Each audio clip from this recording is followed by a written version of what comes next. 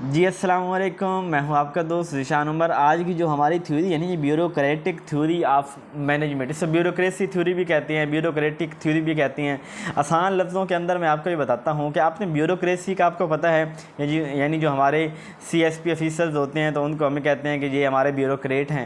تو بیوروکریسی کے اندر کبھی آپ کو کام لینے کا موقع ملا ہے کہ آپ نے کسی دفتر کے اندر گئے، یعنی جیسے میں اگر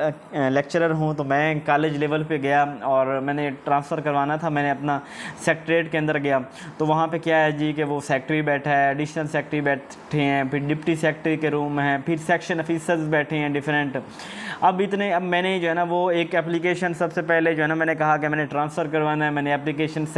اپنی سیکٹری سے مارک کروائی اور سیکٹری سے پھر وہ نیچے ہوتی سیکشن آفیسر تک، اس طرح یعنی وہ مارک ہوتی ایک، پھر یہاں سے اوپر جانا، اوپر یعنی ایک ہرارکی، پہلے اوپر جا رہی ہے اپلیکیشن، سب کو سائن ہو گئے، پھر نیچے آ رہی ہے۔ تو یہ جو بیوروکریسی ہوتی ہے اس کے اندر جسے جھنجھٹ میں ہمیں ڈالا ہوتا ہے کہ اتنے کاغذات کو کروانا، اتنے کام کروانا، یہ بیوروکریسی کے اندر کروایا جا رہا ہوتا ہے۔ تو اس کو ہم بیوروکریٹک تھیوری آف مینجمنٹ جو ہے وہ ہم بولتے ہیں، اور اس کو نا ریڈ ٹیپ بھی کہتے ہیں۔ ریڈ ٹیپ یعنی الجھانے والا، ایک ٹیبل، دوسرا ٹیبل، تیسرا ٹیبل، ہم تو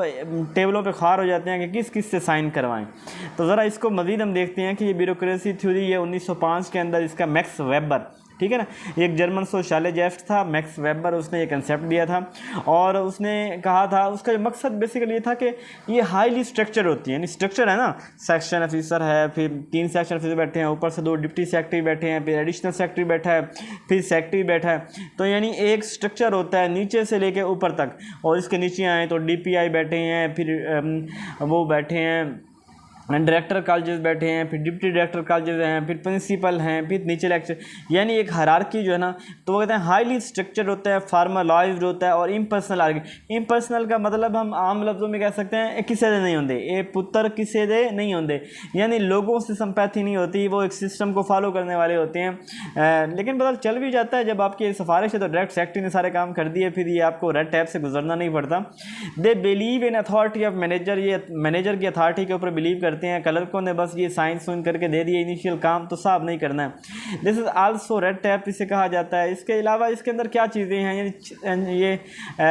حال 1962 کے اندر اس نے جو ہے نا وہ کہا تھا، ایک تو ٹاسک اسپیشلائزیشن، یہ بیوروکریسی کے اندر ہر شخص کے ذمہ ایک کام ہوتا ہے۔ آپ کو کبھی دفتر میں کام کرنے کا اتفاق ہوا ہو تو میں نا دفتر کے اندر تھا، ڈپٹی ڈی او ایجوکیشن یا ڈپٹی ڈی او کے آفس کے اندر میں ایز اے نا کمپیوٹر گیا تھا۔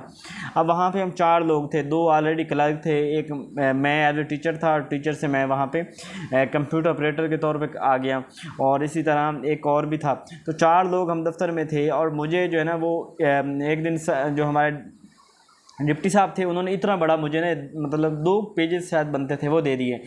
اور 2 سب کو اتنے بنے گے کہ یہ ان کی ڈیوٹیز ہیں۔ اب کام ہی اتنے ہوتے ہیں دفتر کے اندر ایک چھوٹے چھوٹے، تو یہ والے ڈومین کے اندر کوئی کام آئے گا تو میں کروں گا، اس ڈومین کے اندر ان کا کام، پھر ان کا کام، پھر یعنی ہر بندہ اپنی ڈومین کے اندر رہ کے کام کرے گا۔ یہ ہوتا ہے نا کہ جی سر وہ اس نے کام نہیں کیا، اس نے نہیں کیا، اب جس کے ذمہ ہوگا پتہ ہوگا کہ کوئی سائل آیا ہے اور اس سائل کا کام جو ہے وہ فلاں بندے کے ریلیٹڈ ہے، پھر اس کی ذمہ داری ہوگی کہ اس کا سارا کام کرے۔ تو ٹاسک اسپیشلائزیشن ہونی چاہیے کہ ہر بندے کے ذمہ جو ہے نا پراپر ٹاسک ہونا چاہیے۔ اس کو ہم یہ بھی کہہ سکتے ہیں، دیکھیے کہ اگر کسی آرگنائزیشن کے اندر ہے تو کچھ جو اکنامکس کو صحیح طرح جانتے ہیں ان کو وہ کام، کچھ مارکیٹنگ والے ہیں، کچھ ریسرچ اینڈ ڈیولپمنٹ والے ہیں، تو ہر شخص جو جس چیز کا ماہر ہے اس کو اس چیز کا کام اسپیشلائز ہے۔ ہیرارکیکل اتھارٹی ہو، یعنی نیچے سے لے کے اوپر، فارمل سلیکشن ہو، بندے میں سفارشی نہ ہو، ایک پراپر طریقے سے چیزیں آ رہی ہوں، ڈائریکٹ نیچے سے اٹھا کے کوئی بندہ جو ہے نا وہ کلاس 4 اس کو مینیجر نے لگا دیا، بلکہ وہ سارے پروسیس کر کے اوپر آئے گا۔ رولز اینڈ ریکوائرمنٹ، رولز اور ریگولیشنز پراپر بھی فالو بنائے گئے ہوں، آرگنائزیشن کے اندر رولز ہوں۔ امپرسنل ہو، کسی کے ساتھ کوئی ایسا ایکسٹرا امپیتھی نہ ہو، بلکہ ہر شخص جو ہے وہ اپنے رولز کے مطابق ہو، کسی کو ایکسٹرا فیور، کریئر اورینٹیشن ہو کہ کریئر کا خیال رکھا جائے، ٹھیک ہے۔ یہ چیزیں ہم نے بیوروکریسی کے اندر، بیوروکریٹک تھیوری کے اندر ہم نے ان چیزوں کو مد نظر رکھنا ہے کہ ہائیلی اسٹرکچر ہوتی ہے، فارملائزڈ ہوتی ہے، اس کے علاوہ امپرسنل ہوتی ہے، ٹاسک اورینٹیڈ ہوتی ہے، کریئر اورینٹیڈ ہوتی ہے۔ یہ چیزیں ہم نے یاد رکھنی ہے، ٹھیک ہے۔ اپنا خیال رکھیے گا، مجھے دعا میں یاد رکھیے گا۔ جزاک اللہ خیرہ۔